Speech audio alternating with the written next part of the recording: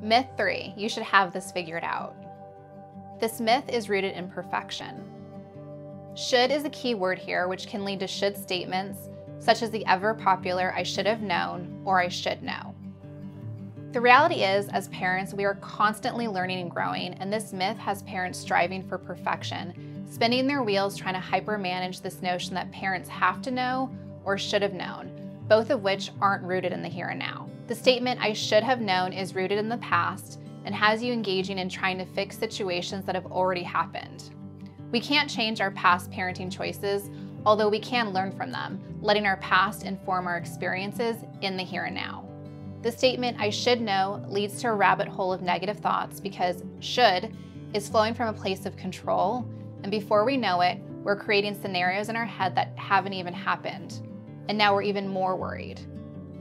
We're now in a frame of mind that is future-oriented. Let's get back to the here and now through mindfully engaging in experiences we have the power to curiously observe, which allows for intentional action and responsiveness. What do I mean by curious observation?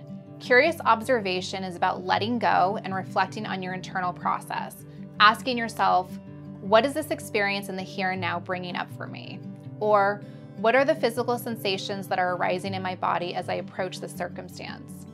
Is there additional information I can gather or questions I can ask to make a more informed decision? Parenting is about trial and error, and sometimes it's a learn as you go. And realistically, sometimes you won't get it right the first time, and that's okay.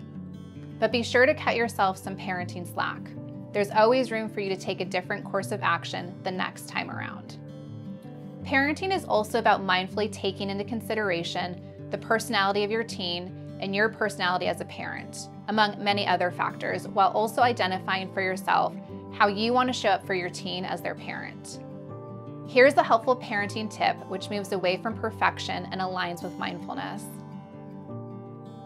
No more should statements. Replace should with could. Why? Could allows for more control over your parenting choices and doesn't lock you into the past or the future, or lock you into a one-size-fits-all parenting option. Here is an example using the statement, I should know more about social media so I can keep a closer eye on what my teen is doing.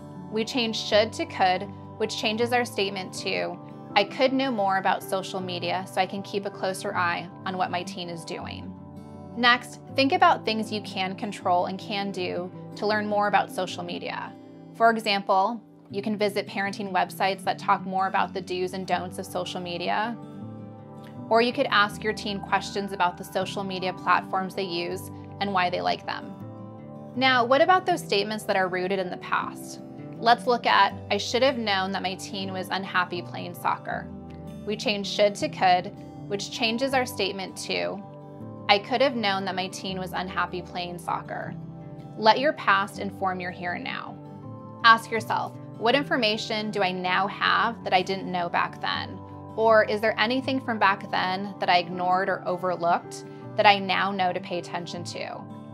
This isn't about shaming one's choices. This is about using a past experience as an opportunity for growth and learning. And similar to our previous example, you can ask yourself, what could I do if I see that my teen is unhappy playing a sport? Then list a few actions you can take that you have the power to control.